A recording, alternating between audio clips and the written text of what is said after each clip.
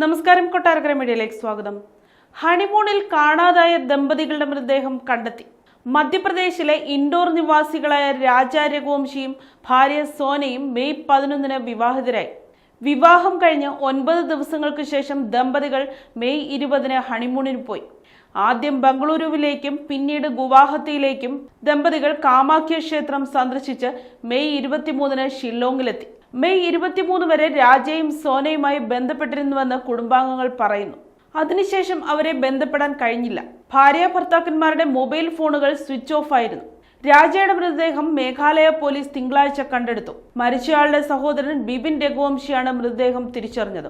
പോസ്റ്റ്മോർട്ടത്തിന് ശേഷം മാത്രമേ അദ്ദേഹം എപ്പോൾ എങ്ങനെ മരിച്ചുവെന്ന് അറിയാൻ കഴിയൂ. സോനം രാജ്ബംഗ്ഷയെ ഇതുവരെ കണ്ടെത്താനായിട്ടില്ല. Indore police deputy commissioner Rajesh Kumar പറഞ്ഞു.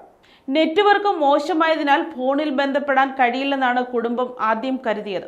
എന്നാൽ അടുത്ത ദിവസം ബന്ധപ്പെടാൻ കഴിയാതെ വന്നപ്പോൾ ആശങ്ക വർദ്ധിച്ചു. സോനത്തിന്റെ സഹോദരൻ ഗോവിന്ദും രാജയുടെ സഹോദരൻ ബിപിനും വേഗത്തിൽ ഷില്ലോങ്ങിലെത്തി. ഗൂഗിൾ മാപ്പിന്റെ സഹായത്തോടെ അവർ ഒരു ഏജൻസി കണ്ടെത്തി. ദമ്പതികൾ സ്കൂട്ടർ വാടകയ്ക്കെടുത്ത ഏജൻസി. രാജയും ഭാര്യയും ഒസോറ ഹിൽസിലേക്ക് സ്കൂട്ടർ ഓടിച്ചുവെന്ന വിവരം ലഭിച്ചു. അതിനുശേഷം കാണാതായ ഒരാളുടെ ഡയറി ലോക്കൽ പോലീസ് സ്റ്റേഷനിൽ ഫയൽ ചെയ്തു. ഒസോറ ഹിൽസിനോട് ചേർന്നുള്ള പ്രദേശത്ത് നിന്ന് പോലീസ് സ്കൂട്ടർ കണ്ടെടുത്തു.